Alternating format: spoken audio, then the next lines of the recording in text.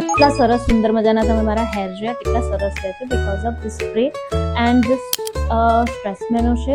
અને આ સ્પ્રેથી હું હંમેશા મારા હેરને સ્ટ્રેટ કરું છું, કર્લ કરું છું, બધું કરું છું બીકોઝ ઓફ બહુ બધા સ્પ્રે યુઝ નથી કરતી. એટલે મારો ગો ટુ સ્પ્રે આ હેર માટેનો બી બેસ્ટ છે. એટલે હું જ્યારે જરૂર પડે ત્યારે હું લગાવતી હોઉં છું. મારા રૂટીનની અંદરનું બેસ્ટ રોલ પ્લે કરે છે.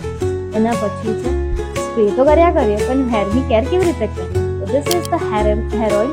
આ હેર ઓઇલથી હું હંમેશા મારા હેરને વીકમાં એક વખત સરસથી ચમ્પી કરીને હેરને સારી રીતે રાખું છું. જેના લીધે એટલા સરસ ફ્લફી હેર હું વિડીયો શૂટ કરી શકું અને એક કોન્ફિડન્સ લઈ શકું.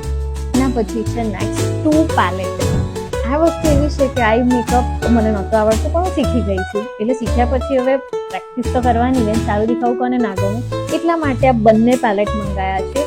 એક કોર્પોરેટ લુકની અંદર છે અને આ ગ્લેમ વાળો છે ને કોર્પોરેટ લુક. બંને વગર મને નહીં ચાલતું કેમ કે બંનેનો રોલ મારી લાઈફમાં એટલો જ છે.